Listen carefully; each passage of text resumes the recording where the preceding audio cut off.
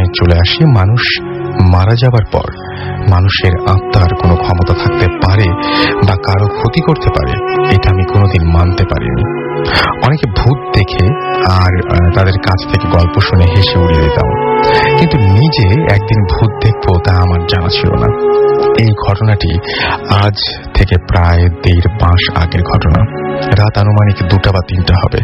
সেই পরিস্থিতিতে ঘড়ি তো দূরের কথা, আমি বেঁচে আছি নাকি মারা গেছি তা বলতে পারছি না। আমি একটা বিশাল ঘরে একা থাকি। আমার ঘরে একটা বক্স খাট, সোফা সেট, টিভি, আমার কম্পিউটার, শোকেস, আরো কিছু চেয়ার ছিল। আমি খুব অলস টাইপের ছিলাম, বুঝতেই পারছেন যে কত বড় ঘর। এত বড় একটা ঘরে লাইট জ্বালিয়ে ঘুমানোর দরকার ছিল না, কারণ আমার ঘরে 4টা জানালা ছিল আর যেগুলোর গ্লাস দিয়ে অনেক আলো আসতো। আর সেই আলোর উৎস ছিল আমার ঘরের ডান দিকের কিছু দোকানপাট, যেগুলোতে সারা রাত আলো জ্বালানো থাকতো। প্রতিদিনের মতো সেদিনও আলো বন্ধ করে ঘুমিয়ে পড়েছি। তখন ছিল ঠান্ডার রাত। হঠাৎ রাতে ঘুম ভেঙে গেল, বেশ ঠান্ডাও লাগছে। আবার ভাবলাম শরীর থেকে লেপ সরে গেছে, কিন্তু না, লেপ আমার শরীরে আছে আর চোখ তখনও আমার আলসেমিতে বন্ধ। লেপ গায়ে আছে, কিন্তু এত ঠান্ডা লাগছে কেন? ব্যাপারটা বোঝার জন্য চোখ খুললাম, দেখি ঘরটা অনেক অন্ধকার আর থমথমে। বুঝতে পারলাম ইলেকট্রিসিটি নেই। আবার একটু একটু করে ভয় পেতে শুরু করলাম। ঘুম আসছে না, আমার মাথার চুলগুলো কেন যেন ভীষণ চুলকাচ্ছে। বিরক্ত হয়ে খুব জোরে চুলকালাম।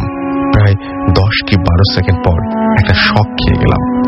আমার শরীরটা পুরো চমকে উঠলো, আর সাথে সাথে আমার মনে হলো যে আমার শরীরের রক্তগুলোতে যেন একটা ঢেউ বয়ে গেল, যার একটা ঢেউ গলা থেকে পা পর্যন্ত এসে আঁচড়ে পড়লো। আমি কার মাথায় হাত দিয়েছি?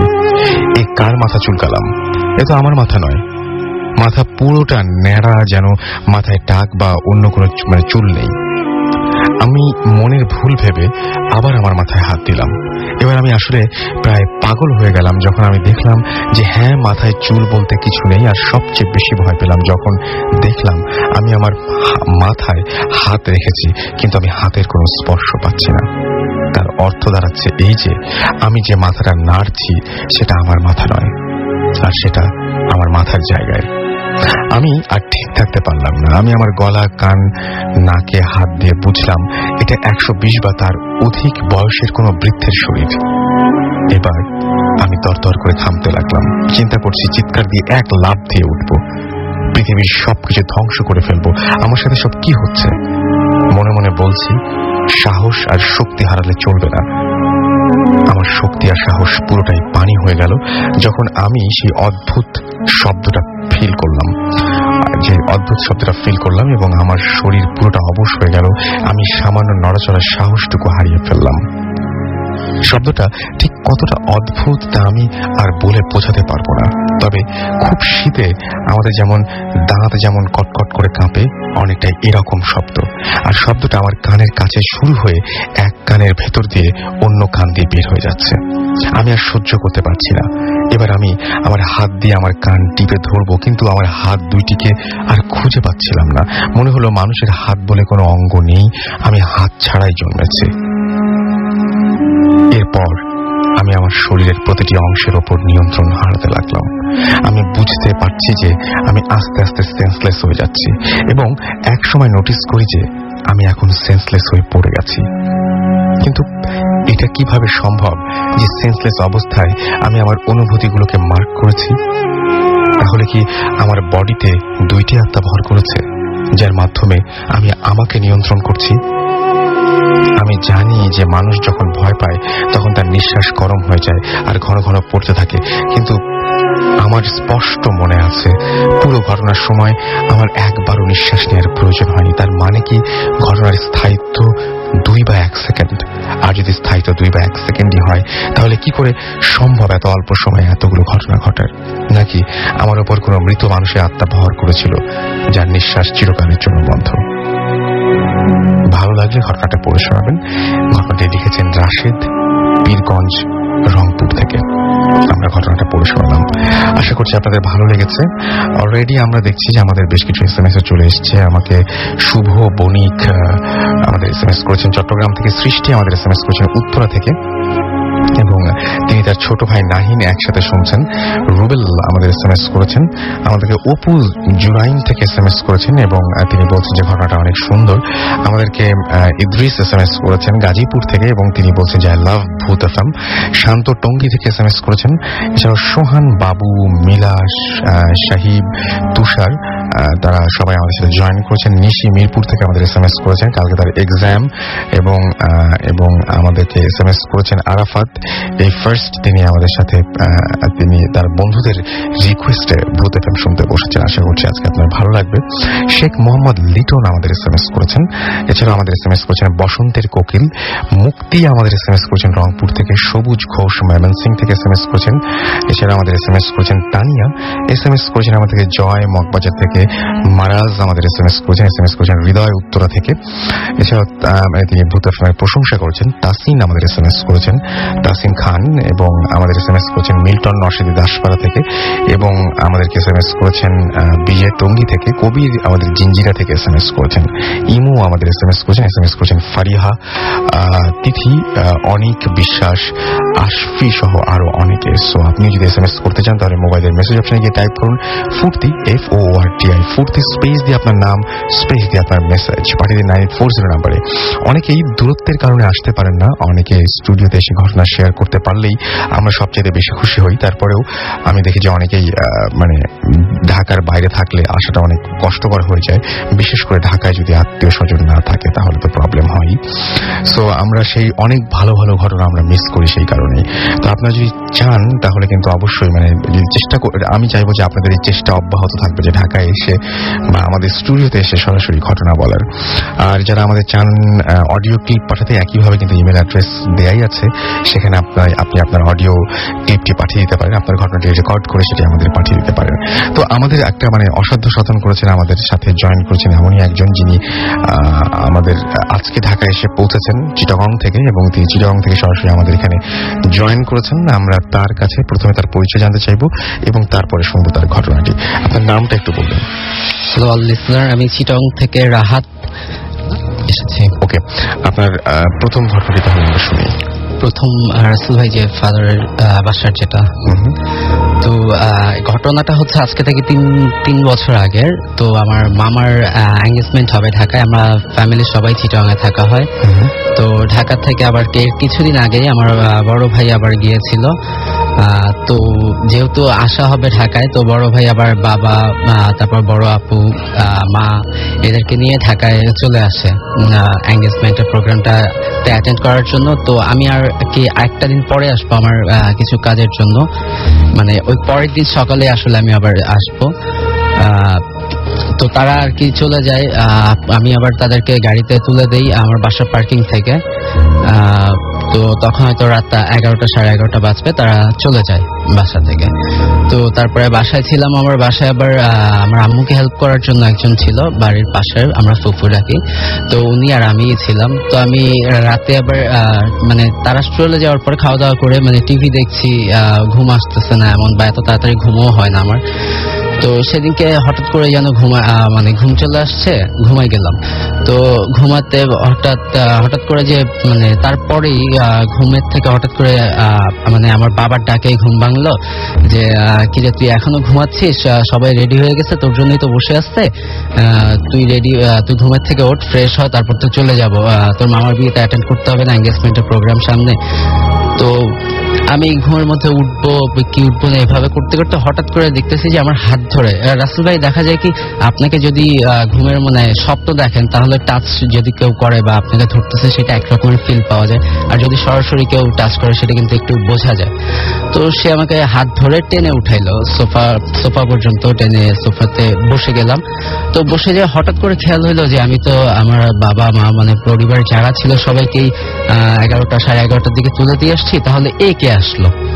তো আর কিছু ভেবে ওঠার আগেই মানে যতটুকু পারছি তখন ঘুম ঘুম চোখে বা শক্তি যতটুকু ছিল ততটুকু দিয়ে মানে হাতটা ঝাড়ি মেরে চেষ্টা করলাম যে তার হাত থেকে আগে ছুটে নেই, তারপরে দেখা যায় কি করতে পারি। তো যতটুকু শক্তি ছিল ততটুকু শক্তি দিয়ে ঝাড়ি দিলাম, আর তারপরে নিতান্তই মানে ওটা যে হাতটা ছিল সে তার দেখাটা আর পাইলাম না। তো এরপরে উঠলাম, ঘুমের থেকে উঠে সমস্ত বাসা চেক করে দেখলাম যে এমন কোনো কিছু আছে কিনা, বা আসলে তারা কি আবার ব্যাক করে চলে আসলো কিনা, বা ওরকম আর কোনো কিছুই দেখলাম না। আর যেটা যদি এটা স্বপ্নে দেখে থাকি তাহলে এই যে রাসেল ভাই বললাম যে স্বপ্নের ফিল কিন্তু একরকম আর বাস্তব ফিলটা আরেক রকম পাওয়াই যায়। তো এমন কোনো মানে সন্দেহ ছিল না যে ওটা আসলে স্বপ্ন ছিল। ওকে, সো এই ছিল আপনার ঘটনা। আপনাকে অনেক অনেক ধন্যবাদ আপনার ঘটনার জন্য। আমরা পরবর্তীতে আরো একটি ঘটনা আছে, সেই ঘটনায় যাব। তো আমরা চলে আসি আমাদের দ্বিতীয় ঘটনায়, এবং আমাদের সঙ্গে জয়েন করছেন আরো একজন। আপনার বাড়ি কোথায় বা আপনি কোথা থেকে এসেছেন প্লিজ একটু সবাইকে বলুন। লিসেনার্স, আমি সজীব মোহাম্মদ, এসেছি আমতলী মহাখালী থেকে। ওকে, আমার দেশের বাড়ি হচ্ছে সুনামগঞ্জ জেলার টেঙ্গাটিলা গ্রামে। তো আমার জন্ম, স্কুল জীবন ওইখানেই কাটে। তো ওখানে গিয়েই আমার একটা ঘটনা আছে, তো আমি সরাসরি ওই ঘটনাতে চলে যাই। তো আমার যে গ্রামটা টেঙ্গাটিলা গ্রাম, ওটা অসম্ভব সুন্দর একটা গ্রাম। তো ওইটা বর্ডার এলাকাতে, এবং টিলা এবং নিচু ভূমি, নদী সবকিছু ঘিরেই আসলে এলাকাটা। তো ঘটনাটা ঘটে আজ থেকে প্রায় 10 বছর আগে। তখন আমি ক্লাস 9-এ পড়ি। তো আমাদের ওই সময়টা স্কুল লাইফের সময়টা কাটতো খেলাধুলা, ক্লাস করে প্রাইভেট করে, ওইভাবে 8-10টা ছেলেদের মতো আমার লাইফটা কাটে। তো আমরা বিকালবেলা স্কুলের পর ফুটবল খেলতাম। সেটা ছিল আমাদের মানে নিত্যকার ঘটনা, নিত্যদিনের অভ্যাসের মতো। তো আমাদের ক্লাসে ছিল রনি জনি নামে 2 ভাই। তো তারা আবার পিঠাপিঠি ভাই, রনি বড় জনি ছোট। তো তাদের বয়সের ডিফারেন্স 1-2 বছরের বেশি হবে না। তো 2 ভাই আমাদের সাথেই পড়তো। আমার 2 ভাইয়ের বাসাও ছিল আমাদের বাসা থেকে খুব কাছাকাছি। তো একসাথেই খেলা হইতো। তো আমাদের পাড়াতে ফুটবল বলতে রনি জনির যে ফুটবলটা ওইটাই ছিল। তো একসাথে রনি জনির সাথে আমরা আর যারা ফ্রেন্ডস আছি সবাই মিলে বিকালে খেলতাম। তো জনি তো ছোট। তো একদিন হঠাৎ করে জনি মারা যায়। জনির মারা যাওয়ার ঘটনাটাও খুব অদ্ভুত। তো আমাদের গ্রামে একটা নদী আছে, নদীটার নাম হচ্ছে খাসিয়ামারা। ওই নদীতে, নদীর ঘাটে খুব সম্ভবত ওই দিন ছিল শুক্রবার। তো ভর দুপুরে ও একদিন গোসল করতে যায়। তো গোসল করতে গিয়ে আর ফিরে আসেনি। তো ওর লাশ পাওয়া যায় অনেক দূরে নদী থেকে। তো এমন না যে ও সাঁতার পারতো না, ও আমাদের সাথে সাঁতার কাটতো, বেশ ভালোই সাঁতার কাটতো, কিন্তু ওর শরীরেও কোনো ক্ষত চিহ্ন ছিল না। বাট ওর লাশটা নদীতেও স্রোত ছিল না, কিন্তু ওর লাশ ছিল নদীর ঘাট থেকে অনেক দূরে। তো ওইটা আসলে রহস্যাবৃত্তি রয়ে যায় যে কেন মারা গেল বা কি, ওটা জানা যায়নি। আবার জনির কবরটাও দেওয়া হয় পরবর্তীতে। আমরা যে আমরা খেলাধুলা করতাম যে মাঠটা ছিল উঁচু একটা জায়গাতে, তো ওর পাশেই।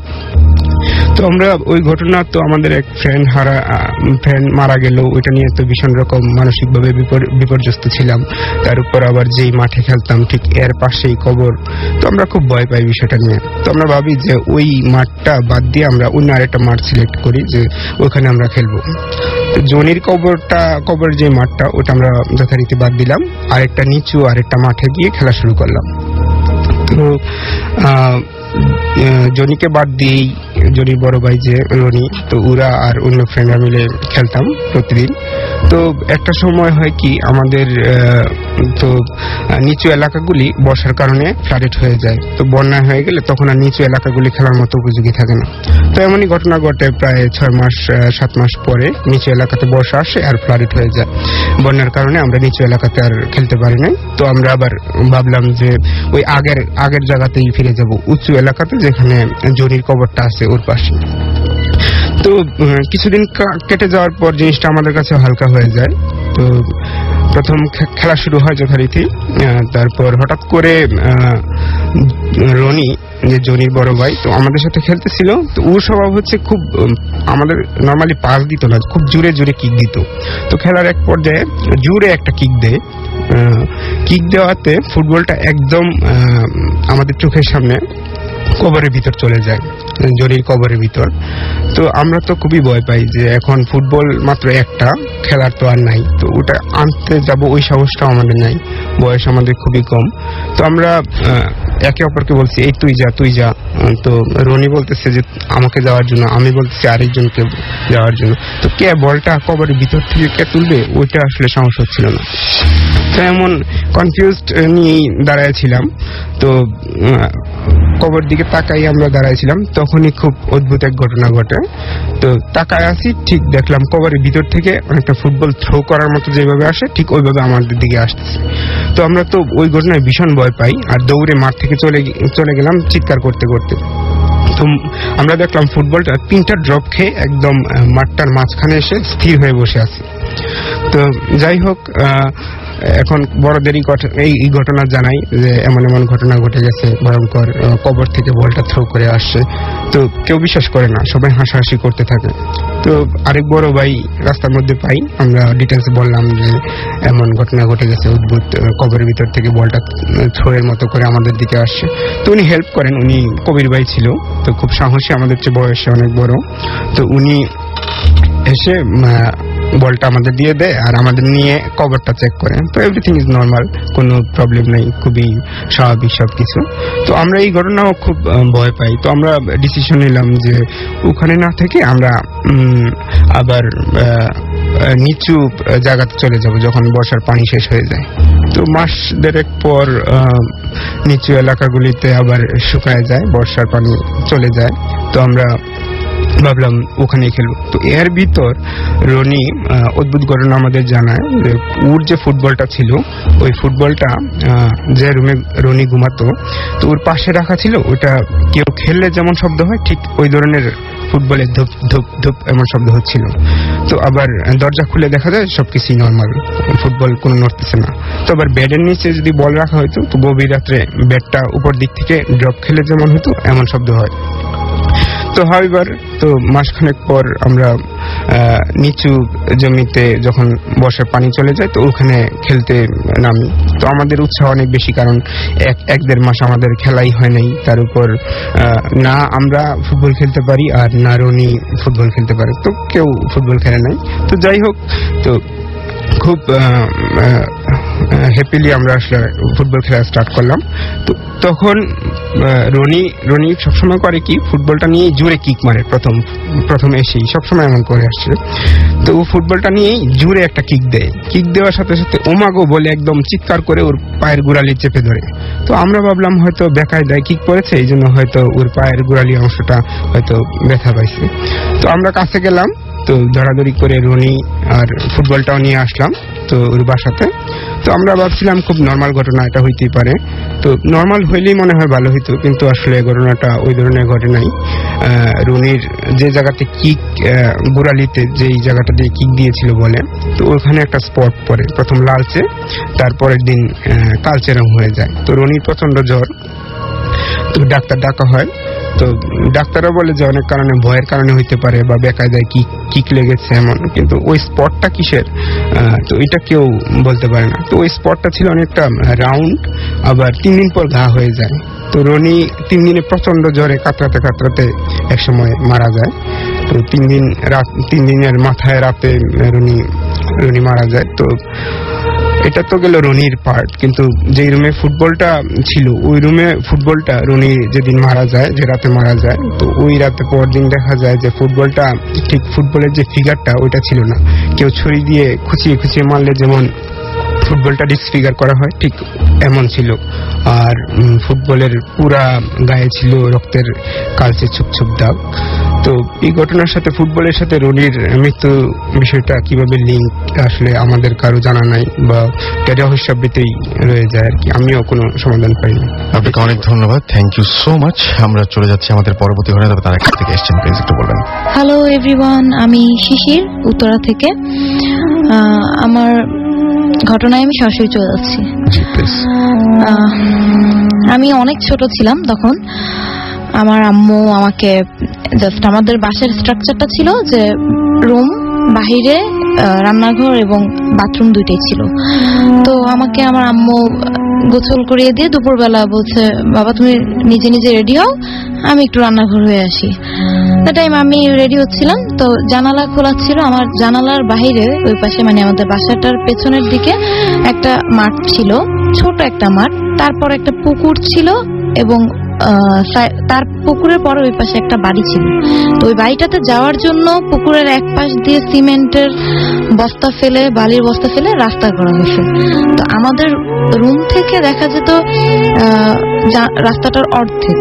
দ্যাট টাইম আমি রেডি হয়ে জানালার পাশে দাঁড়িয়ে আছি, দেখছি। তো হঠাৎ আমার চোখে পড়লো যে একটা কুকুরের মতো চেহারা, শিয়ালের মতো এরকম লম্বাটে মানুষের মতো, মানে সে দাঁড়িয়ে আছে। মনে হচ্ছে যে আমরা ছোটবেলায় যেমন রাক্ষসের গল্প শুনি সেরকম, তার মুখ থেকে দাঁতও দেখা যাচ্ছে। তা আমি এরকম দেখতে পেয়ে আমি চিৎকার দিয়ে উঠি, আম্মু আম্মু আমি রাক্ষস দেখছি। বাট তখন কেউ আমাকে বিলিভ করে না, বলে কি তুমি সারাদিন এইসব গল্প শুনো, তুমি ভুল দেখছো, হয়তো বা এটা ভুল, এটা কিছুই না। তারপর কিছুদিন যায়, 2-1 দিন পরে আমার নানুর বাসায় যাই আমি দুপুরবেলা। তো বাইরের আচার ফেরিওয়ালা, তো আচার নিয়ে আসছি। আচার নিয়ে এসে আমি বাসায় এন্ট্রি করি। আমার নানু বাসার স্ট্রাকচারটা ছিল, ওনাদের বাসাটা অনেক বড় ছিল, যে এক পাশে রুমগুলা ছিল, আরেক সাইডে অনেক বড় উঠান, উঠানের মধ্যে অনেক রকমের বড় বড় গাছ ছিল। তো একটা কর্নারে ছিল একটা বড় জাম গাছ, তার পাশে একটা ছোট বাড়ির ড্রেন, তার মধ্যে আবার ছিল পুকুর ছিল। ওই পাশে ছিল একটা হিন্দু বাড়ি। তো হিন্দু বাড়ির ওইখান থেকে ওইখানে আমার ছোট আন্টির একটা ফ্রেন্ড পড়তো। তো যখন আমি আচার কিনতে যাই, আমি আর আমার আন্টি একসাথে আচার কিনতে যাই। আসার পর আমি ভাবি যে আন্টি আমার সাথেই আসতেছে, তো আমি ঘরে ঢুকে কাউকে আচার দিব না, ছোট বাচ্চাদের যেই স্বভাবটা, কাউকে দিব না, একা একাই খাবো। সেই চিন্তা করে আমি হেঁটে হেঁটে ওই জাম গাছের দিকেই যাই। আর আমি দেখতেছি যে আমার আন্টি ওই হিন্দু বাড়ির যে মেয়েটা, তার সাথে দাঁড়িয়ে দাঁড়িয়ে কথা বলছে। তো আমি আন্টিকে দেখতে পেয়ে মনে একটা সাহস হয় যে না, এখানে বসে বসে আমি খাই, আন্টি তো আসি, ভয় পাওয়ার কোনো চিন্তা নেই। দ্যাট টাইম আন্টি তখন কিন্তু সেখানে ছিল না। তখন আমি আচার খেলাম, শেষ করলাম, আন্টি তো আসি, আমি ঘরে আসলাম। ঘরে আসার পরে বাটিটা হাত থেকে ছুঁড়ে ফেলে দিই, এত জোরে ছুঁড়ে ফেলে দিই, মানে রীতিমতো সেটা একটা আচার খাই। দ্যাট টাইম খুব রুডলি বিহেভ করতেছি সবার সাথে। আমার নানুকে বলতেছি যে পানি দে। তারপর পানি দেওয়ার পর আমি গ্লাসটাকেও আসার দিই। তখন আমি পানি খেয়ে সেন্সলেস হয়ে যাই। তারপর আর কিছু জানতে পারি না। তারপর সেন্স আসার পর উল্টা পাল্টা বিহেভ, খুব রুডলি বিহেভ করতেছি সবার সাথে, কারোর সাথেই তেমন ভালোভাবে বিহেভ করতেছি না, খুব খারাপ আচরণ, অশ্লীল ভাষায় গালিগালাজ করতেছি। তো তখন আমার আম্মু জব করতো। আম্মু বাসায় আসার পরে আমার নানু বলতেছে যে মেবি তোমার মেয়ের কোনো প্রবলেম হয়েছে, দেখো কি করবা। তো পাশের বাসায় আম্মুদের এক আঙ্কেল ছিল, ওই আঙ্কেলের সাথে পরিচিত এক হুজুরের কাছে যায়, সেটা ছিল নাখালপাড়ায়। আসার পর হুজুর বলল, মানে আম্মু কিন্তু জানতো না যে আমি ওইখানে গাছের নিচে বসে বসে আচার খেয়েছিলাম বা কিছু এরকম, আম্মু কিছুই জানতো না। হুজুরকেও সেভাবে বলা হয়নি, হুজুরকে জাস্ট বলা হয়েছে যে সে দুপুর থেকে উল্টাপাল্টা আচরণ করতেছে কেন। হুজুর বসেছে, হুজুরের সামনে একটা পর্দা দেওয়া ছিল, হুজুরকে দেখা যাচ্ছিল। হুজুর এখান থেকে ভিতর থেকে বলছে সে দুপুরবেলা চুল টুল ছেড়ে সে খালি গায়ে বসে বসে আচার খাচ্ছিল জাম গাছের নিচে। হ্যাঁ, তখন তাকে খুব ভালো লাগছিল, এর জন্যই তাকে ধরছে। এখন সে খুব দুষ্ট একটা জিন, সে তাকে পুরোপুরি পজেস্ট করতে পারতেছে না, কিন্তু সে সবসময় ভয় দেখাবে। যদি পারো মেয়েটাকে বড় হওয়া পর্যন্ত তোমরা খেয়াল করে রাখবা। তো এইভাবে করে করেই গেল, দিন যাচ্ছে। তো অনেক দিন ভালো ছিলাম। যখন আমি ক্লাস 6-এ উঠি, তখন হঠাৎ করে আবার প্রবলেম শুরু হয়। এর আগেও হচ্ছিল ছোটখাটো প্রবলেম। 6-এ ওঠার পর প্রবলেমটা হয় স্বপ্ন নিয়ে। আমি যার সাথেই অনেক বেশি ক্লোজ হয়ে যাই, রিলেশন অনেক ক্লোজ হয়ে যায়, ফ্রেন্ড বা ফ্যামিলি মেম্বার কেউ, আমি তাকে নিয়ে স্বপ্ন দেখি যে সে আমাকে মারতে চাচ্ছে, সে আমাকে অনেক দৌড়াচ্ছে, সে আমাকে যে কোনো উপায় সে আমাকে হার্ম করতে চাচ্ছে, বাট পারে না। তখন আবার ঘুমের মধ্যে যে ফিলটা, হ্যাঁ, হাত ধরে টানাটানি, আমাকে হাত ধরে টানতো, গালের মধ্যে ধরে চাপ দিত, হ্যাঁ, খুব এক জাতীয় মার দেওয়ার মতোই। সে আমাকে অনেক নানা রকম টর্চার করতো। আমি এগুলো দেখতাম স্বপ্নে, কিন্তু সেটা আমি সকালবেলা উঠার পরে আমি তখন দেখতাম যে আমার হাতে কেউ ধরলে, জোরে ধরলে যে ব্যথাটা, অনুভবটা, সেটা আমি পেতাম। তারপর ক্লাস 6-এ এরকম সমস্যা হওয়ার পরে, এরকম যাওয়ার পর ক্লাস 8-এ একবার, সেটা আরেকটা কাহিনী ছিল যে আমার খালার একটা প্রবলেম ছিল। সেই খালাকে যেই হুজুরকে দেখানো হয়েছিল, আমার হুজুরের কাছে নিয়ে যাওয়া হয়। সেই হুজুর আমাকে বলল যে একটা বদজিনের নজর আছে এর উপর, কিন্তু তো সমস্যা করতে চায়, ওকে বিভিন্ন রকমের ভয় দেখাচ্ছে, কিন্তু সে নানা রকম ভাবে ভয় পাচ্ছে, তোমরা তাকে সাবধানে রেখো। তো হুজুরের ট্রিটমেন্টে কিছুদিন ভালো থাকি। তারপর আবার এসএসসি পরীক্ষা শেষ হওয়ার পরে আবার শুরু হয় নতুন করে কাহিনী। তখন আমরা হঠাৎ আগে যে বাসাটায় ছিলাম সেই বাসাটা চেঞ্জ করে নতুন একটা বাসায় আসছি। সেই বাসায় আসার পরে আমি একদিন শীতের রাত শুয়ে ঘুমাইনি অনেক রাত, আমার বাসায় কেউ ছিল না। তো আমি বাসার সব দরজা জানালা লক করে আমি লেপের নিচে শুয়ে আছি। তা আমরা কয়েকজন ফ্রেন্ড মিলে কনফারেন্সে কথা বলছিলাম, আড্ডা দিচ্ছিলাম। দ্যাট টাইম পুরোপুরি কনসিয়াস ছিলাম, কিন্তু আমি যে ঘুম আসছিল বা এই ধরনের কোনো কিছুই ঘটেনি। হঠাৎ করে আমার বাসার বারান্দার ভিতর থেকে এবং দরজার উপাস থেকে, মানে ব্যাপারটা এমন হয়েছিল যে বারান্দার ভিতরেই ছিল, সেখান থেকে আমার মা আমাকে ডাকছে যে দরজা খোলো, বলছে দরজা খোলো। তখন আমি খুব ভয় পেয়ে যাই। তারপর ঘটনা ওই দিনেরটা ওইখানেই শেষ। তারপরে এইভাবে করে চলতে থাকে। আবার হুজুরকে খবর দেওয়া, হুজুর বলতেছে ওকে একা কখনোই ফেলে যাবা না, এইভাবে করবা না। কিন্তু একা একটা মেয়েকে বা একটা ছেলেকে কখনোই ওইভাবে চেক দিয়ে রাখা সম্ভব হয় না। রাতের বেলা বিভিন্ন ভাবে ঘুমানোর সময় তো স্বপ্নের মধ্যেও তো আর ওইটা চেক দেওয়ার কোনো সম্ভাবনা থাকে না। একদিন ভূত এফএম, আমি এখানকার নিউ বাট রেগুলার লিসেনার। তারপর একদিন আমি যখন ভূত এফএম শুরু করলাম, থার্ড ডেতে হঠাৎ করে আমার বাড়ির জানালায় ঢিল ছোড়ার শব্দ পেলাম। তো ভাবলাম যে চোর বা অন্য কিছু। এগুলো চিন্তা করে হাসি দিয়ে উড়ে দিছি। জাস্ট আমাদের যে ভূত এফএমে চট্টগ্রামের ফয়েজ লেকের যে কাহিনীটা হয়েছিল, তার পরের এপিসোডে এমন একটা ঘটনা ঘটলো। আমি ভূত এফএম শেষ করে জাস্ট শুভ ফ্রেশ হব, এর জন্য খাট থেকে উঠে লাইট অন করব। তো খাট থেকে উঠে লাইট অন করা মাত্র, এই পর্যন্ত যাওয়ার আগ পর্যন্ত আমি চোখ পড়লো দরজার পর্দার উপর। এখন বাহির থেকে আলো হালকা হালকা আসে, পর্দার উপর অর্ধেক একটা ছায়া দেখা যাচ্ছিল, সেটা হিউম্যান ফিগারের মতোই। তো সেখানে এত ছায়াটা এমন যে 2-4 সেকেন্ডের মধ্যে সেটা একটু নড়ে উঠলো, আর বলতেছে কেমন নাক ডাকার মতো গুংরানি শব্দ করে বললো, কেমন অস্পষ্ট বাংলা ভাষায় সে বলতেছে, আর শুনবি। সে আমাকে রীতিমতো ধমকিয়ে বলতেছে, আর শুনবি, ভূতে ফেমার শুনবি, মানে এটাই বুঝালো যে ভূতে ফেমার শুনবো কি। আমি তখন নির্বাক হয়ে গেলাম, আর কিছুই বলার মতো সাহস ছিল না, বা চিৎকার দিব সেই সাহসটা আমার মধ্যে ছিল না। আমি তখনই সেন্সলেস হয়ে খাটের উপরেই পড়ে থাকি। তারপর সকাল ফজরের আজানের জাস্ট কিছুক্ষণ পরে হালকা হালকা সকাল হচ্ছে। তখন আমি দেখি যে আমি আমার খাটের নিচে ওয়ার্ড্রোবের সামনে যে একটা ছোট চিপার মতো হয়ে গেছে, ওইটুকুর মধ্যে আমি পড়ে আছি। যেটা আমি আগে বলেছিলাম যে আমাকে হাতে ধরে টানে, যে বলে যে আমাকে যাওয়ার জন্য, তার সাথে নেওয়ার জন্য চেষ্টা করে। তখন আমি দেখছি যে আমি পড়ে আছি। এই ছিল আমার ঘটনা। ওকে, থ্যাংক ইউ সো মাচ আপনার ঘটনার জন্য। আপনাকে অনেক ধন্যবাদ। আমরা চলে যাব আমাদের পরবর্তী। রাহাত চিটাগং লিডার থেকে এসেছি। তো ভাই আমার বাসার ঘটনাটার পরে কি ওই ঘটনাটা বলবো না বাসার ঘটনাটা? আপনি যেভাবে কমফোর্টেবল ফিল করেন। আচ্ছা, আপনি একটা ঘটনা বলেছিলেন যে আপনি কোন একজন দারোয়ান বা কারো কাছ থেকে শুনেছেন।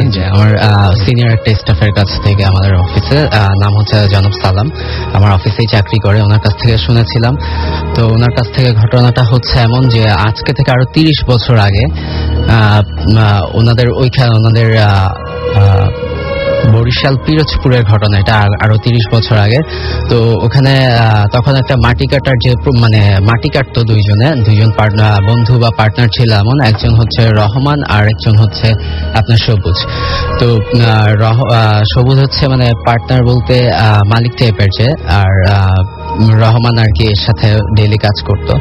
তো একদিন রহমান মানে সবুজ রহমানকে বলে দিল যে আগামীকাল সকালে যেখানে আমরা মাটি কাটছি, তো ওইখানে আমরা আবার মানে কালকে সকাল ফজর আজানের সাথে সাথে যাব, যে যতটুকু পারি আজ মানে কালকের মধ্যে অনেকটুকু কাজ আগায় নিতে হবে।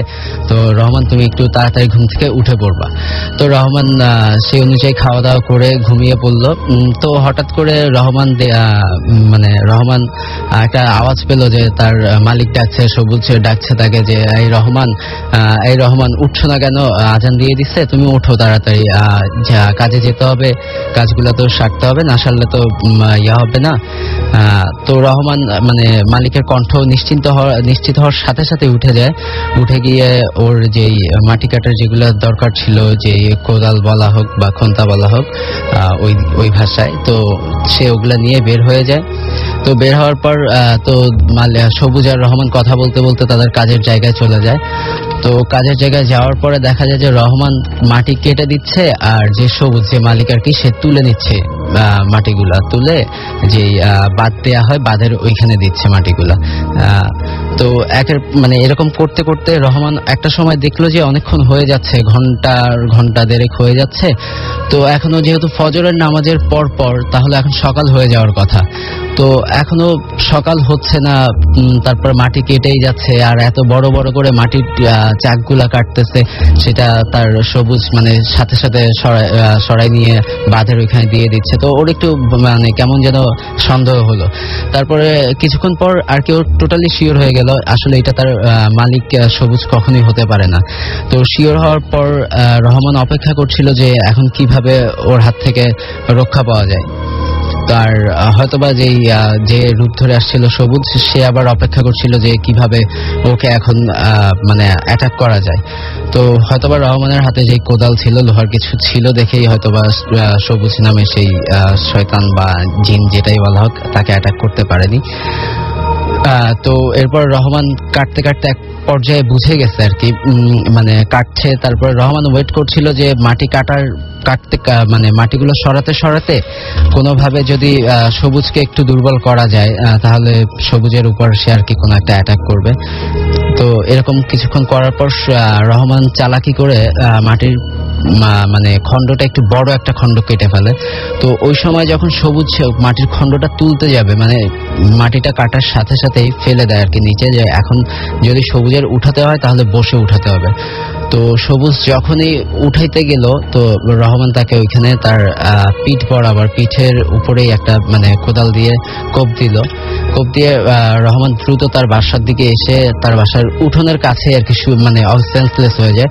পরে সকালে আসলে যখনই সকালটা হয় ফজরের সময় সবুজ মানে যেই মালিক আসলে সেই অরিজিনাল মালিকটা আসার পর রহমানকে ডাকার পর রহমান সবুজকে সবকিছু বলে যে এরকম গত রাতের ঘটনাটা এরকম হয়েছে, মানে আপনি এসেছিলেন। তো তারপর সবুজ সবকিছু শুনে মানে দেখতে যায় যে জায়গাটা আসলে কি হয়েছে।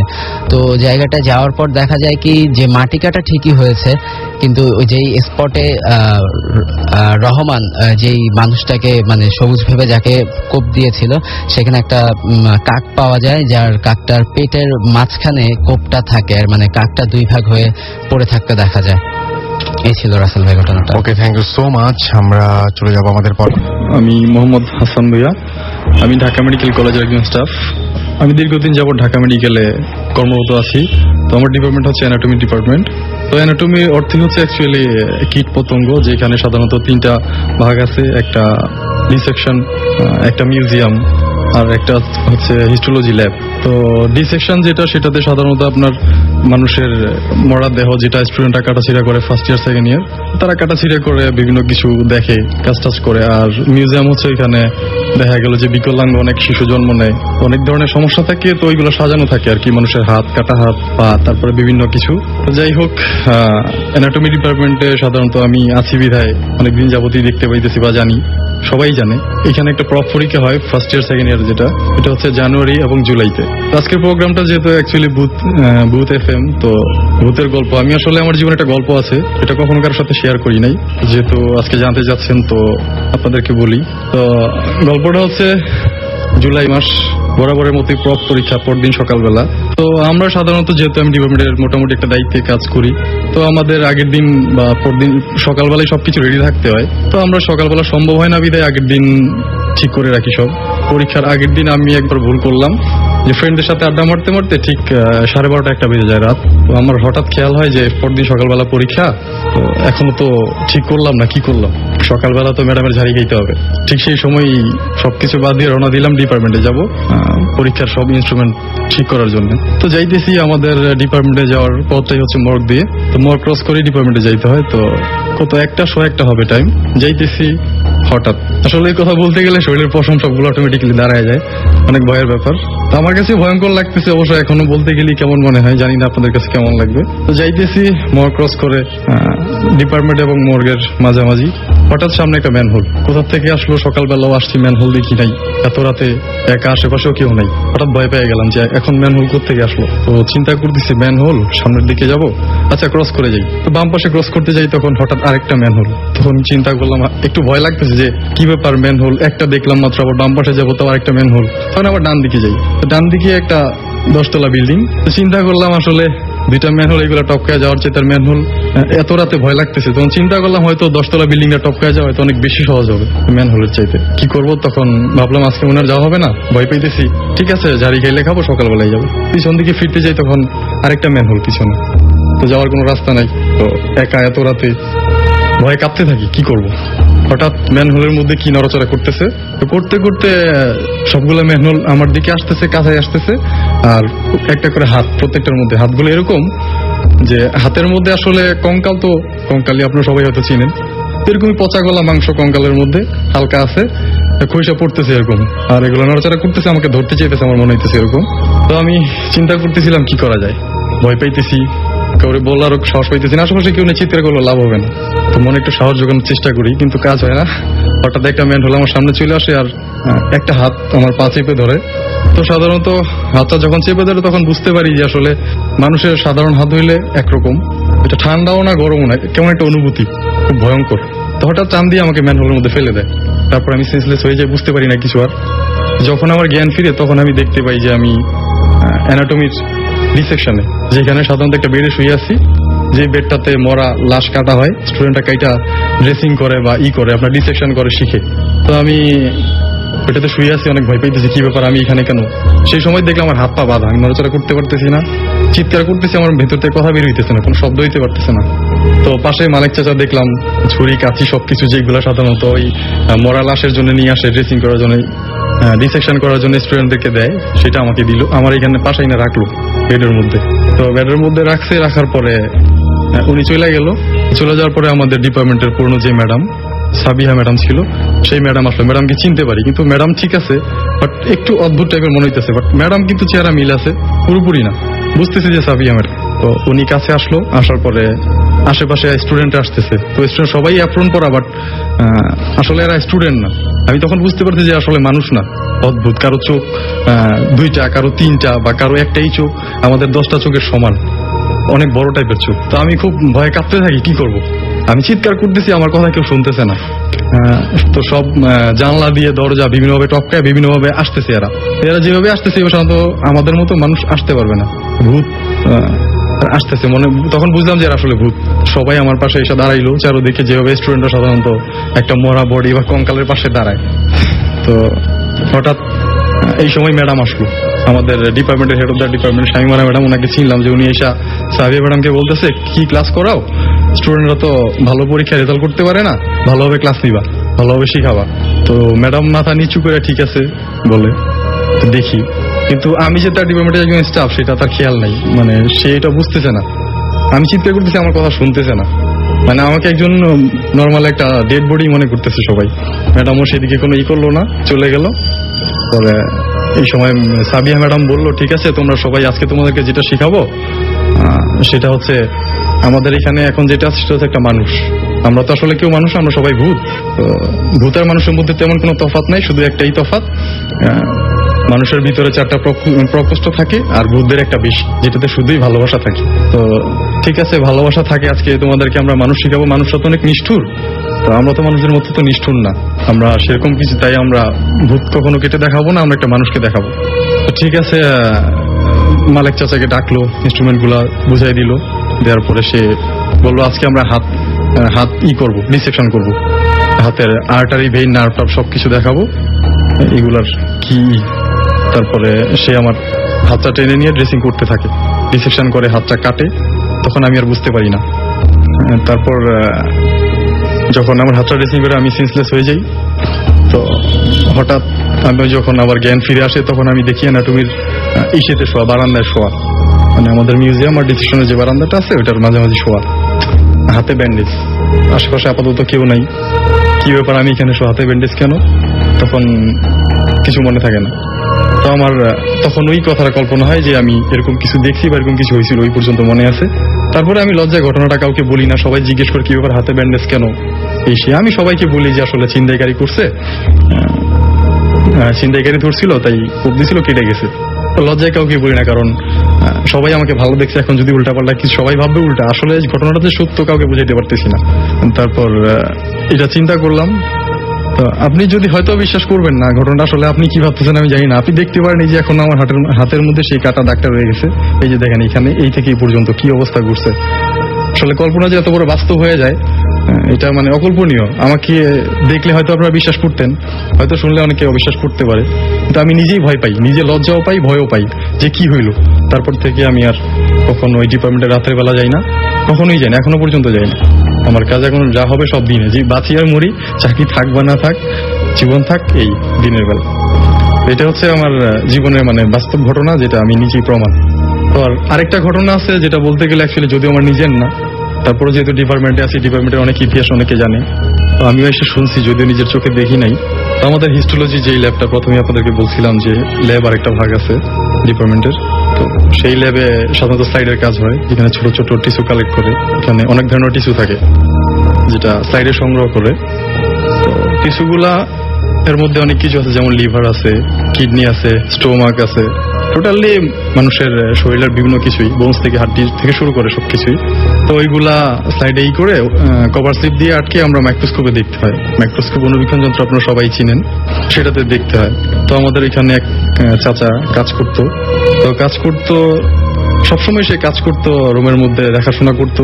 তো একটা স্লাইড এক কর্নারের মধ্যে পড়া, তো সে সবসময় স্লাইডটা দেখছে, অনেক সময় উঠাইতে গেছে কিন্তু হাতের সাথে আসে না, তার কাছে অনেক ওয়েট মনে হয়েছে বা আসতে চায় না, এরকম কিছু মনে হয়েছে। তো সবসময় সে যায়, এটাকে নিয়ে আসতে চায়, কিন্তু হয় না। তো হয় না, এভাবে ট্রাই করতে থাকে। স্লাইড যেই জিনিসটা, আসলে অনেকে হয়তো স্লাইড সম্বন্ধে এক্সপিরিয়েন্স নেই যে স্লাইড জিনিসটা কি। তো স্লাইড হচ্ছে সাধারণত এগুলা সায়েন্টিফিক ল্যাবে থাকে, অনুবীক্ষণ যন্ত্র যেহেতু, এটার তো কোনো না কোনো কাজ আছে। অনুবীক্ষণ যন্ত্রে দেখতে হলে যে জিনিসটা করতে হয় সেটা হচ্ছে ছোট একটা কাঁচের টুকরা, সেটার ভিতরে ছোট টিস্যু, মানুষের যেমন আপনার চামড়া হইতে পারে, চোখের কোনো অংশ হইতে পারে বা হাড্ডি হইতে পারে, সেটা ছোট অংশ, ওইটাকে মানে স্টেইনিং করা হয়, মানে এটাকে বিভিন্ন প্রক্রিয়াধীন করে তারপরে মাইক্রোস্কোপে দেখার উপযোগী করতে হয়। অনেক কালার ইউজ করে ওটার মধ্যে, যেমন লাল আছে বা ব্লু হইতে পারে, নীল এরকম হইতে পারে। তো সেটা দেওয়ার পরে তারপর ওইটা একটা ছোট আরেকটা অংশ আছে, সেটাকে কভার স্লিপ বলা হয়। ওই কাঁচের টুকরার উপরে টিস্যুটা দেওয়ার পরে তারপর কভার স্লিপ দিয়ে আটকানো হয়। তো আটকানোর পরে ওইটা গাম থাকে, ওইটা অ্যাড হয়ে যায়, পরে এটা মাইক্রোস্কোপে অনেক সুন্দরভাবে দেখা যায়। যেহেতু মাইক্রোস্কোপের কাজ হচ্ছে ছোট জিনিসকে বড় দেখানো, তো ছোট সেলটা হইলো এটাকে অনেক বড়, এবং কি ভিতরে কি আছে টোটালি সব দেখা যায়। তো যাই হোক, চাচা সেটাকে একদিন যেহেতু উঠাইতে পারতেছে না, ওইটা নিয়ে কখনো ফোর্স করে নাই, তো হঠাৎ আরেকদিন কি মনে করে এটা থেকে উঠাইতে গেল, কিন্তু পারতেছে না কেন, তখন তার রাগ উঠলো যে আমি কেন পারতেছি না, আজকে এটা উঠাবোই।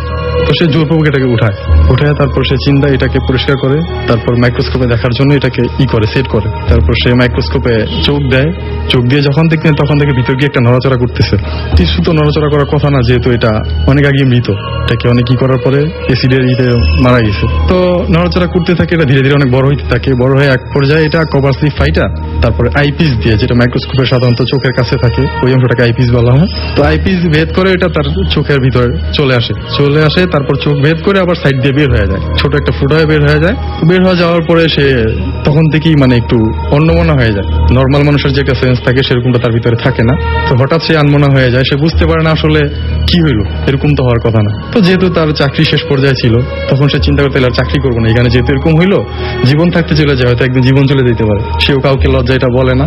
পরে সে চাকরি থেকে রিটায়ার্ড নেওয়া চলে যায়। যাই হোক, চলে যাওয়ার পরে তো এই হচ্ছে আর কি তার কাহিনীটা। আসলে এটা যদিও বাস্তব কাহিনী, আমি নিজের চোখে দেখি নাই, সবাই জানে সাধারণত ডিপার্টমেন্টের। তো চাচা কাউকে লজ্জায় বলে নাই, তো কিন্তু সে চিন্তা করলে এখন তো চলে যাব, আর সমস্যা নাই, তো ঠিক আছে যাওয়ার আগে অন্তত একজনকে বলে যাই, যেন পরবর্তীতে তারা একটু সাবধানতা অবলম্বন করে। তো সে যখন যায় তখন ডিপার্টমেন্টের সবাইকে বলে যায় যে আসলে এরকম কিছু একটা আমার জীবনে হয়েছে, আমি সেই কারণে অ্যাকচুয়ালি চলে যাচ্ছি, কাউকে বলতে পারতেছি না, তো তোমরা একটু সাবধানে ইটি করো। তখন সে বলে যায়, তো সেই থেকে কথাটা সাধারণত ছড়ায় যায়। এই থ্যাংক ইউ রাসেল ভাই। Hi listeners, this is Arifin. আজকে আমি ছোট্ট একটি ঘটনা বলবো, তার আগে একটু ছোট করে বলে নিতে চাচ্ছি যে অনেক সময় ছোটখাটো অনেক ঘটনার দ্বারা আমরা অনেক অবসেসড হয়ে যাই। যেমন লাস্ট টাইম যখন ভূত এফএম থেকে কাহিনী বলে আমি যখন নেমে যাচ্ছিলাম সিঁড়ি দিয়ে, এখানে 3-4টা ফ্লোর, খুব অন্ধকার থাকে সিঁড়িতে।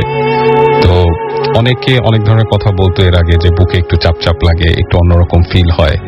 তো লাস্ট যেটা হলো, লাস্ট যেদিন আমি নেমে যাচ্ছিলাম 2টার দিকে, আমি এই অন্ধকারের মধ্যেই নেমে যেতে যেতে আমার একটু ভয় লাগছিল সিঁড়িতে, বেশ ভালো ভয় লাগছিল। 4টা ফ্লোর পুরো ঘুটঘুটে অন্ধকার ছিল।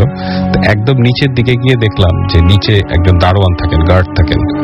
ওনাকে আমি সিঁড়ি দিয়ে দেখলাম, জাস্ট উকি দিয়ে দেখলাম যে উনি সিঁড়ি দিয়ে নেমে যাচ্ছেন।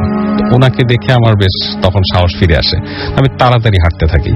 তো যখন 3rd ফ্লোর থেকে ওনাকে দেখলাম, নিচে গিয়ে যখন আমি গ্লাস ডোর খুলে বের হব, বের হয়ে দেখি উনি ঘুমাচ্ছেন বাইরে। তো আমি আমারও তাকে দেখলেন না, রাইট। তো আমি নিজেকে জাস্ট এটাই বুঝাই যে এটা আমার জাস্ট ব্রেইনের তৈরি করা একটা, আমার মুক্তির একটা পথ ছিল। আচ্ছা, তো ওটা দেখে আমার সাহস ফিরে আসে। তো এরপরে আমি গাড়িতে উঠি, গাড়ি স্টার্ট দিই। কখনো এরকম হয় না, আমার গাড়ি সবকিছু ওকে, 2003 মডেল। গাড়ি স্টার্ট দিই, গাড়ি স্টার্ট হচ্ছে না। তো গাড়ি স্টার্ট হচ্ছে না, অনেকক্ষণ ওয়েট করি, দারোয়ান এসে তারপর পাশে দাঁড়ায়। বেশ সময় নিয়ে ধীরে সুস্থে স্টার্ট করে আমি আবার গাড়ি চেক করি, সবকিছু ঠিক ছিল। তো এরপরে যাই হোক, অনেক দেরি হয় আমার এখান থেকে লিভ করতে। তো এটা এই জন্য বললাম যে অনেক সময় এত অবসেসড হয়ে যাই আমরা, যে ছোটখাটো বিষয়গুলা বা ব্রেইনও হয়তো তখন আমাদের নিয়ে একটু খেলা করে, যেগুলো সাইকোঅ্যানালিটিক্যালি ব্যাখ্যা করা যায়।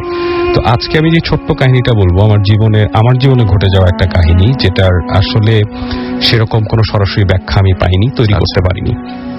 তো ঘটনাটা হচ্ছে আমার গ্রামের বাড়ি, আমার নানা বাড়ি কুমিল্লা, দৌলতপুর থানা, তার পাশেই হচ্ছে চাপাপুর গ্রাম।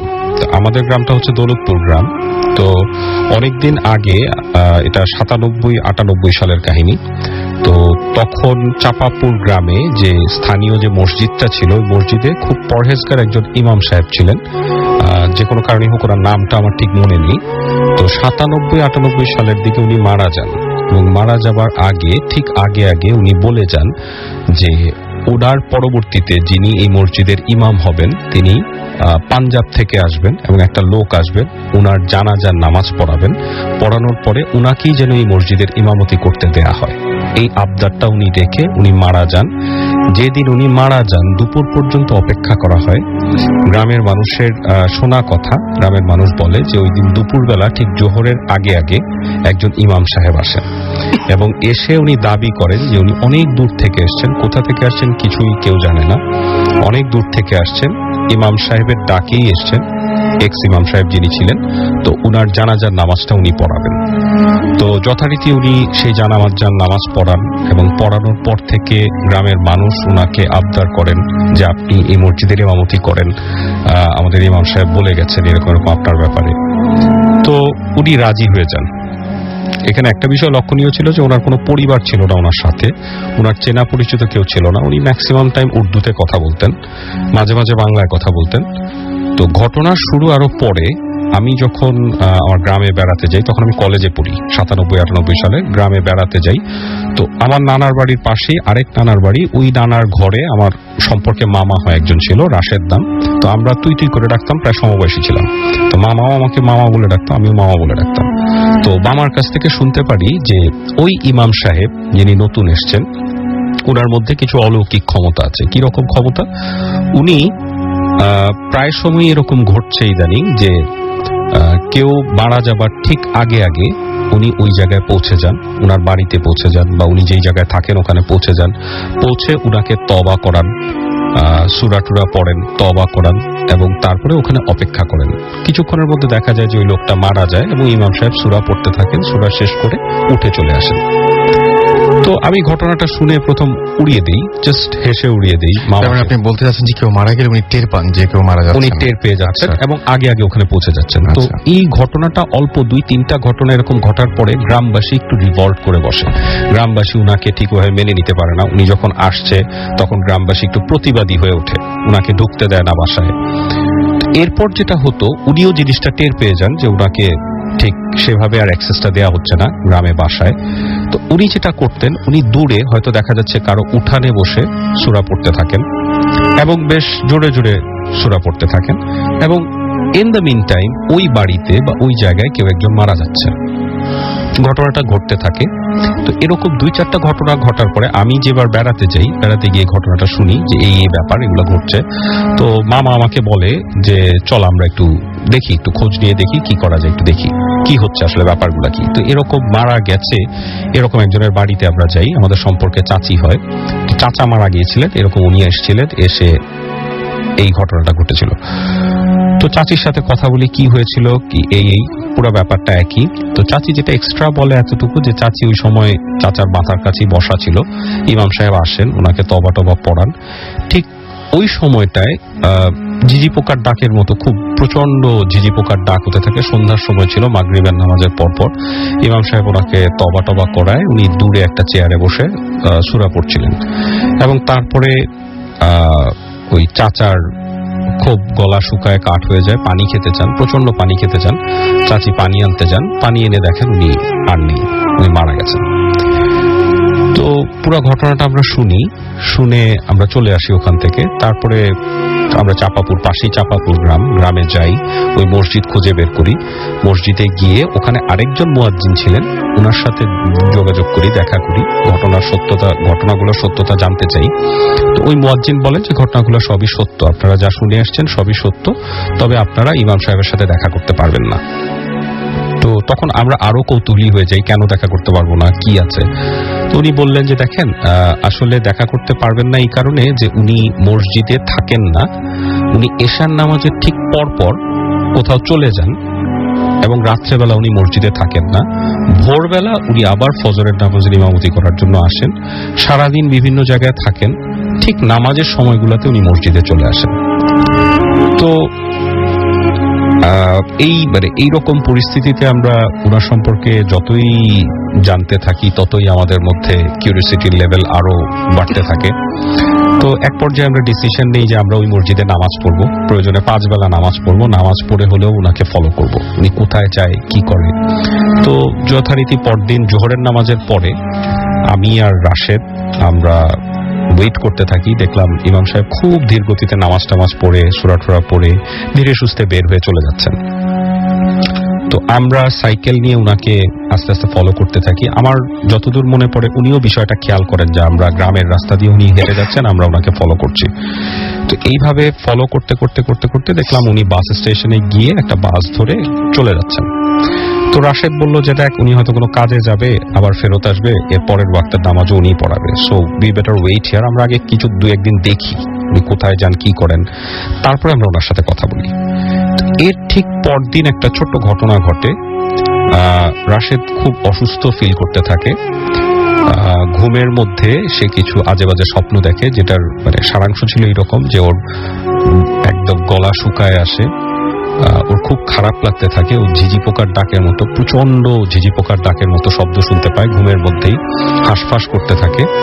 এবং ও একটা সময় ছুটে আসে, বিকালবেলা ছুটে এসে আমার কাছে এই কাহিনীগুলো বলতে থাকে যে ওর কাছে খুব খারাপ লাগতে থাকে, ও ঘুমের মধ্যে কিছু অদ্ভুত দুঃস্বপ্ন দেখে, এবং এটাও দেখে যে ওই ইমাম সাহেব সূরা পড়ছে।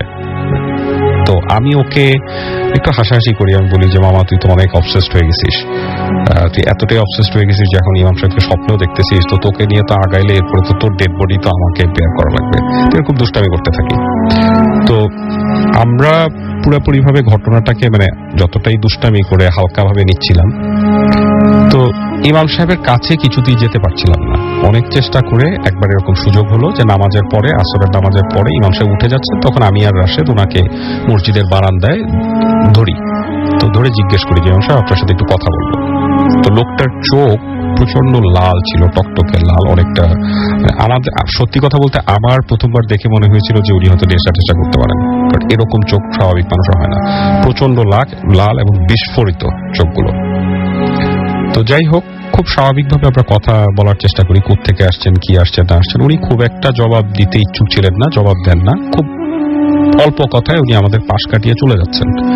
তো এরকম একদিন, 2 দিন, 3 দিন, এর মধ্যে আরেকটা কাহিনী ঘটে যায়। থার্ড ডেতে এরকমই আমাদের চাপাপুর গ্রামে একজন লোক মারা যায়, এবং ওখানেও গ্রামবাসীরা প্রায় তখন মানে খুব হয়ে যায় ইমাম সাহেবকে নিয়ে, খুব টাচি। কিছু কিছু মানুষ যারা একটু পরহেজগার ছিলেন তারা খুব টাচি ওনাকে সেভ করার ব্যাপারে। তাদের কথা হচ্ছে উনি খুবই পরহেজগার এবং আল্লাহওয়ালা মানুষ, অন্য লেভেলের মানুষ। আর বাকি যারা তরুণ যুবক তারা একটু রিভল্টের সুরে যে উনি কেন আসবে, এরকম আমরা মানবো না, এটা হতে পারে না। তো ওই গন্ডগোলের মধ্যে আমি আর রাশেদও যাই, গিয়ে ওখানে ঘটনাটা একটু জানার চেষ্টা করি কি হয়। তো ঘটনাটা ছিল খুব সিম্পল, এরকম লোকটা অসুস্থ ছিল, বহুদিন অসুস্থতার পরে একদিন দুপুরবেলা ইমাম সাহেব এসছেন, ওনার উঠানে বসে উনি ওই রকম সূরা তিলাওয়াত করছেন। করতে করতে করতে করতে আসরের ওয়াক্ত হয়ে যায়। উনি মসজিদে নামাজ পড়ান, উনি মসজিদে যান না। আজান দেয়া হয়, আরেকজন যে মুয়াজ্জিন ছিলেন ওই মসজিদের, মুআল্লিম বলেন, উনি নামাজ পড়ানো শুরু করে দেন। ইমাম সাহেব তবু যান না, এবং ঠিক আসরের নামাজ শেষ হয়ে গেল, ওই লোকটা মারা গেল, ইমাম সাহেব উঠে চলে আসলেন।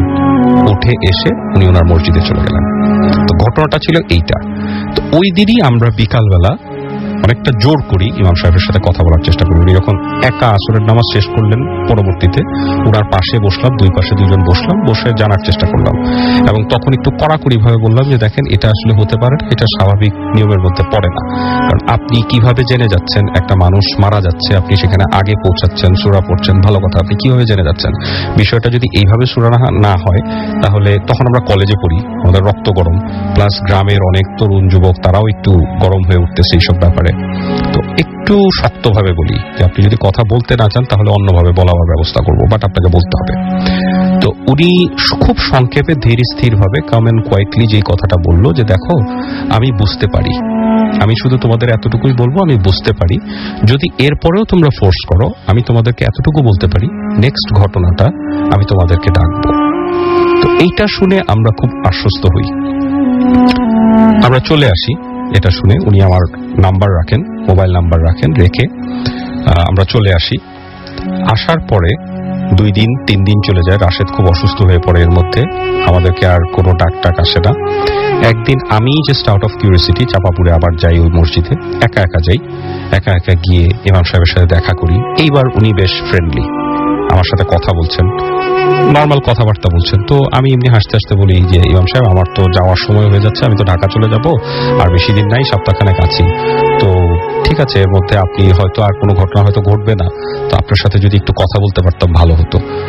তো উনি বলছেন যে ঠিক আছে বাবা, এর মধ্যে আমি তোমাকে ডাকবো, একদিন কথা বলার জন্যই ডাকবো, আর যদি এর মধ্যে কোনো ঘটনা ঘটে আমি তোমাকে ডাকবো। মানে উনি আমাকে অ্যাভয়েড করেন সবভাবে।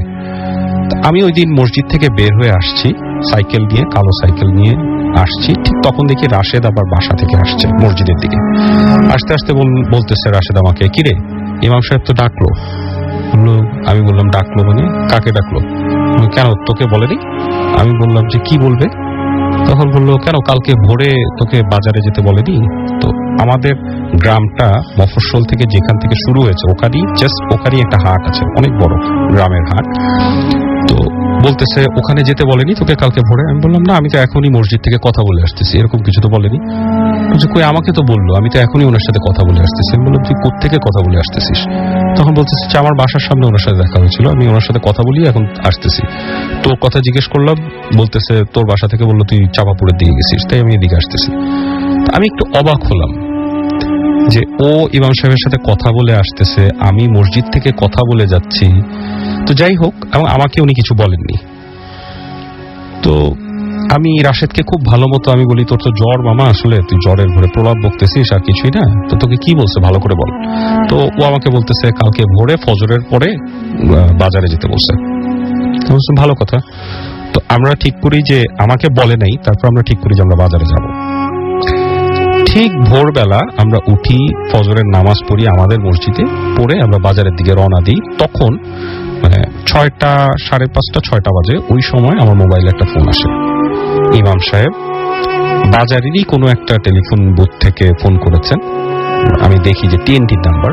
ফোন করে আমাকে বলছেন যে বাবা তুমি গ্রামের বাজারে চলে আসো। কখন আসতে হবে? চলে আসো, আস্তে ধীরে চলে আসো, এটা বলে উনি ফোন রেখে দিয়েছেন। তো আমরা খুব এক্সাইটেড হয়ে যাই যে হয়তো কিছু একটা কুল কিনারা করতে যাচ্ছি। দুইজনেই রওনা দিই। আমরা বাজারে যথারীতি পৌঁছে যাই। বাজারে গিয়ে ওয়েট করতে থাকি, এদিক সেদিক দেখি অনেক ভোরবেলা অল্প অল্প করে মানুষ আসছে, কাউকে দেখি না, মানে ইমাম সাহেবকে দেখি না। তো মানুষজন আসছে, এদিক সেদিক তাকাই। বাজারটা খুব বড় না, আমরা হাঁটাহাঁটি করতে থাকি। তো অনেকক্ষণ হাঁটাহাঁটি করতে করতে 7টা বেজে যায়। তো রাশেদ আমাকে বলে যে মামা আসলে এগুলো ধোঁকাবাজি, তোকেও ডাকছে আমাকেও ডাকছে, আসলে কিছুই না, দেখ নিজেই আসেনি। এটা বলে আমরা ওখানে একটু দূরে হাইওয়েতে, মানে হাইওয়ে থেকে বাজারটা ঢুকে গেছে গ্রামের দিকে। তো হাইওয়েতে একটা চায়ের স্টল ছিল, আলী ভাইয়ের চায়ের স্টল আমরা বলতাম, আলী ভাইয়ের দোকান। আলী ভাইয়ের একটা ছোট্ট ছেলে ছিল, কত 3-4 পড়ে গ্রামের স্কুলে। তো ও দেখলাম চায়ের স্টলে বসে চা বানাচ্ছে, আলী ভাই নাই, ও তো ভোরে। তো আমরা, রাশেদ আমাকে বলতেছে মামা চল চা খাই, ওয়েট করার কি আছে, এখানে চা খাই, আসলে তো দেখবই।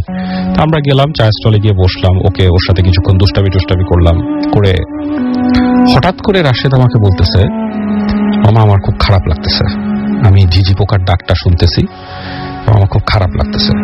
কি বলতেছিস তুই, কি ইদানিং মানে কিছু খাওয়া টাওয়া শুরু করছিস নাকি, দুষ্টামি করতেছিস?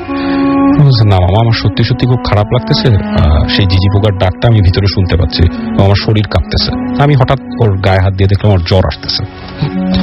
তো এর মধ্যে পিচ্চিটা আবার আমাদের জন্য চা বানাচ্ছে, চায়ের স্টলে চা বানাচ্ছে, মানে পানি গরম দিয়েছে। হঠাৎ মামা আমাকে ধাক্কা দিয়ে ইশারা করলো হাইওয়ের অপোজিটে।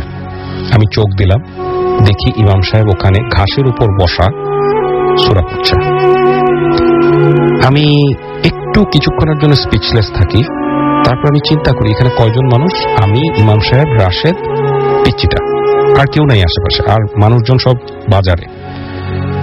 আমি একটু অবাক হই, ইমাম সাহেব সূরা পড়ছে, তার মানে কোনো একটা ঘটনা ঘটবে, হয় আমি, না হয় রাশেদ, নাহলে পিচ্চিটা। তো আমার ভিতরে খুব স্ট্রাইক করতে থাকে, আমি ভিতরে ভিতরে প্রচন্ড ভয় পেয়ে যাই, এবং সূরার আওয়াজ আমি পরিষ্কার শুনতে পাচ্ছি কানে। ওই মুহূর্তে দেখি গ্রামে ওই বাজার থেকে হাঁটতে হাঁটতে 2জন ইয়াং ছেলে, আমাদের থেকে একটু বয়স্ক হবে, তারা এসে ওখানে বসে গল্প করতে থাকে। তো আমি আবার রাস্তা ক্রস করে ইমাম সাহেবের এই সাইডে আসি, হাইওয়ের এই সাইডে যেখানে উনি গাছের উপর বসা, ওখানে বসে ওনার সাথে কথা বলার চেষ্টা করি বারবার, মানে হয়তো ওনাকে একটু বাধা দেওয়ারই চেষ্টা করছিলাম, বাট উনি কোনো কথার কোনো জবাব দেন না, অ্যাজ ইফ মানে উনি আমাকে শুনতেই পাচ্ছেন না। কমপ্লিটলি একটা ডিফারেন্ট ওয়ার্ল্ডে উনি ওই মুহূর্তে এক্সিস্ট করেন, এবং আমাকে শুনতেই পাচ্ছেন না, কোনো ভ্রুক্ষেপ নাই। হাইওয়ে দিয়ে মাঝে মাঝে 2-1টা গাড়ি যাচ্ছে, খুব রেয়ার অত ভোরে। তো আমি অনেকক্ষণ ওনার সাথে কথা বলার চেষ্টা করে ব্যর্থ হই। আমি দেখি যে উল্টা দিকে আমার চোখ পড়ে টি স্টলের দিকে, কাঠের বেঞ্চিতে যে 2টা ছেলে আসছিল, তারা মোটামুটি তর্কাতর্কি করছে এবং হাতাহাতি করছে। তো তখন আমার ইনস্টিংক্ট কাজ করে যে হয়তো বা আমাদের মধ্যে কেউ একজন ট্রাবলড, কে হতে পারে, হয়তো পিচ্চিটা। আমার ইনস্টিংক্ট বলে দেয় যে পিচ্চিটাই ট্রাবলড। কেন? আর আমি দেখতে পাচ্ছি 2জন লোক হাতাহাতি করতেছে একটা সময়, যদি চায়ের স্টল থেকে কিছু নিয়ে পিচ্চিটাকে মারে, মানে আমার ইনস্টিংক্ট এটা কাজ করতে থাকে। তো সাডেনলি আমার কি হয় জানি না, আমি দৌড়ায় চায়ের স্টলের দিকে যাই, ততক্ষণে হাতাহাতি মারামারি হচ্ছে ওই 2টা ছেলের মধ্যে। রাশেদ মোটামুটি ভয় পেয়ে নিচে বসে পড়ছে এবং প্রচন্ড জ্বর, গা কাঁপতেছে। আমি কি করব বুঝতে পারি না। আমি জাস্ট পিচ্চিটাকে বলি যে তুই দৌড় দিয়ে মামা চায়ের কাপগুলো ধুয়ে নিয়ে আয়। আমি চাচ্ছিলাম ওকে এখান থেকে সরায় দিতে কোনোভাবে, এই দিক থেকে সরায় দিতে, কারণ তখন হাতাহাতি হচ্ছে রীতিমতো, এবং তাদেরকে কিছু বলতে যাওয়াটাও ঠিক না, কারণ তারা মানে প্রচন্ড স্ল্যাং ইউজ করছে, গালাগালি করছে, হাতাহাতি করছে। আমি জাস্ট পিচ্চিটাকে বলি যে মামা তুই কাপগুলা ধুয়ে নিয়ে আয় বাজার থেকে। ও জাস্ট কাপগুলা নেয়, কোন রকমের কাপা কাপা হাতে কাপগুলা নিয়ে একটা দৌড় দেয়। এন্ড ঠিক পর মুহূর্তে আমি শুনতে পাই একটা লরির সাইরেন প্রচন্ড জোরে। আমি দেখতে পাই, স্পিচলেস হয়ে যাই, আমার কিছু করার থাকে না, জাস্ট লরিটা পিচ্চিটাকে ডলে নিয়ে চলে যায়। কয়েকটা মুহূর্ত আমরা 4-5টা মানুষ একদম স্পিচলেস অবস্থায় রাস্তার দিকে তাকায় থাকি। আমাদের সবার চোখের সামনে ঘটে যাওয়া একটা ঘটনা। আমি আজ পর্যন্ত এটা আসলে নিজের ভাষায় ডিসক্রাইব করতে পারি না, কি হয়েছে কেন হয়েছে আমি জানি না। জাস্ট এইটুক মনে আছে, 2-1 মিনিটের মধ্যে দেখি ইমাম সাহেব উঠে হেঁটে চলে যাচ্ছে। এর পরদিন আমরা ওইভাবেই চলে আসি, এবং বহুদিন পরে শুনতে পাই যে ইমাম সাহেব ওখান থেকে চলে গেছেন, এবং এরপরে আর ওনাকে এই অঞ্চলে কেউ খুঁজে পায়নি, দেখেনি। ওকে, থ্যাংক ইউ সো মাচ। আমরা অনেক এবং আমাদের জানিয়ে দিন যে আপনি কোথা থেকে এসেছেন। হাই, আমি মোহাম্মদ ফাহাদ ফয়সাল, আমি উত্তরা থেকে এসেছি। আচ্ছা, ঘটনাটা বেশ 3 দিন বা 4 দিন আগে ঘটনা। আমি শাহবাগে গিয়েছিলাম, ইয়াতে যে আমরা যে প্রতিবাদ হচ্ছিল, আমি ওখানে গিয়েছিলাম। তো আমি যেহেতু শাহবাগে রাত্রেবেলা সাইকেল চালিয়ে গিয়েছিলাম, তো সাইকেল থেকে রাত্রেবেলা বেশ রাত হয়ে গেছিল। বাসায় আমার ফোন দিয়েছিল যে তাড়াতাড়ি বাসায় আসো, আমার মা বাবা অসুস্থ। তো যথারীতি আমি সাইকেল চালাচ্ছিলাম। তো আমার সাইকেল একটা নতুন সাইকেল কেনা ফেব্রুয়ারি মাসের 4 তারিখে। তো আমার সাইকেল একটা প্রবলেম ছিল যে আমার সামনে যে লাইটটা, সেই লাইটটা ছিল না। তখন আমার আরেকজন সাইক্লিস্ট ছিল, সে গুলশানে থাকে, তাকে আমি ফোন দিয়ে বললাম তুমি কোথায় আছো, তুমি একটু আসো আমার সাথে জয়েন করো, যেহেতু আমার সাইকেলের যে ফ্রন্ট লাইটটা আছে, ফ্রন্ট লাইটটা ইটস নট ওয়ার্কিং। তো ওটা ফ্রন্ট লাইটটা আছে বেশ চমৎকার ইয়েতে। তো আমরা সাইকেল চালাচ্ছিলাম। তো আমরা জায়গাটা হচ্ছে আপনার নির্বাদিন একটা নতুন একটা 5 স্টার হোটেল হচ্ছে, যেটা বেস্ট ওয়েস্টার্ন হোটেল। ঠিক তার পাশে একটা রাস্তা আছে, একটা পুরো অফরোড রাস্তা, প্রায় 1/2 কিলোমিটার একটা অফরোড রাস্তা আছে। ওই রাস্তার মধ্যে আমি ওকে বললাম চলো এই অফরোডে যাই। আমরা সাধারণত অফরোড তো পাই না ঢাকা শহরে, তো অফরোডে যাই, ভালো অফরোড হবে। ঠিক আছে, অফরোডে যাওয়ার পর আমার বলে রাখা ভালো যে আমার যে সাইক্লিস্ট, ওর নাম হচ্ছে ওয়াজেদ। তো ওর সাইকেলের পাম্প ছিল না, মানে কারণ ও নেমে ও বলছে ভাই আপনি যান, সামনে যান, আমি আসতেছি। তো সাইকেলে ও পাম্পিং দেওয়ার সময় আমি কি করলাম, আমি আমার সাইকেলে করে, আমি খুব নতুন সাইকেল, আমার মধ্যে খুব একটা এক্সাইটমেন্ট কাজ করছিল। তো আমি খুব জোরে চালাচ্ছিলাম।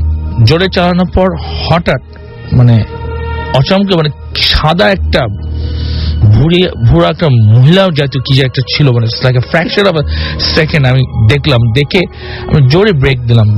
ব্রেক দেওয়ার পর মানে আমি পুরো I tumble down and fail down পর আমি ব্যাডলি আমার লাইক আমার বাম পাশে হাঁটুতে প্রচন্ড ব্যথা পাই। ব্যথা হওয়ার পর আমি আশেপাশে আমি দেখি যে কিছুই নাই, মানে কি দেখলাম কিছু বুঝে উঠলাম না। তখন আমি উঠতে পারতেছি না, কি করবো কি বুঝে উঠতে পারছি না। তখন আমি আস্তে আস্তে করে সাইকেলটা আমি সাইক্লিং করবো কি করবো বুঝতে পারতাম। আস্তে আস্তে সে তো পিছনে ভাই আমি পড়ে গেলেন কেন? তখন আমি বললাম যে ভাইয়া আমি তো একটা জিনিস দেখলাম। কি জিনিস দেখলাম? বললাম আমি একটা সাদা একটা ভুড়ির মতো একটা মহিলা দেখলাম, জাস্ট পাস্ট হবে। তাই নাকি ভাইয়া? তা ভাইয়া কিন্তু আমি তোমাকে বললো এখানে থাকা ঠিক হবে না, তো তাড়াতাড়ি চলো। তো সামনে ওইখানে একটা আছে, একটা বেঙ্গলদের একটা অফিস আছে সামনে। তখন আমি একটু সাহস করে সিকিউরিটি গার্ডকে জিজ্ঞেস করলাম ভাইয়া এখানে কি এই ধরনের কোনো ঘটনা ঘটে নাকি? আমাকে সিকিউরিটি গার্ড স্ট্রেট বললো ভাইয়া যা দেখছেন এখান থেকে পালাই যান, এখানে আল্লাহ করে এখান থেকে চলে যান, যেখান থেকে আসেন চলে যান। এই আমার ঘটনা। ওকে, তো আপনি এর আগে কোনোদিন কোনো কিছু দেখেছিলেন না একদম, মানে আপনি তো ওরকম কোনো চিন্তার মধ্যে না? এখানে প্রসঙ্গে বলে রাখি, আমার সাথে যে সাইক্লিস্ট যে ছিল, সে একদিন আমাকে বলতেছিল ভাইয়া মানে রাত্রেবেলা ওইখানে না যাওয়া। ও আমার সাথে শেয়ার করছে, বলতেছে স্টোরি বলছো ভাই একদিন আবার সে রাত্রেবেলা সাইক্লিং করে চালাচ্ছিল, কোনো গুলশান কি একটা অনুষ্ঠান ছিল, পার্টি টার্টি ছিল। সে আমাকে বলতেছে সে সাইক্লিং চালাচ্ছে ওই ওয়েতে, ওই রাস্তায় পাশে। বলতেছে সে লাইক আতরে গন্ধ শুনছিল। সে বলছে এত মিডল অফ লাইক 2টা-3টার সময় আতরে গন্ধ আসে, পরে আতরে গন্ধ আসার কথা না। ওকে, থ্যাংক ইউ সো মাচ আপনার ঘটনার জন্য। আপনাকে অনেক ধন্যবাদ। আমরা দেখতে পাচ্ছি যে আমাদেরকে লিটন ময়মনসিংহ থেকে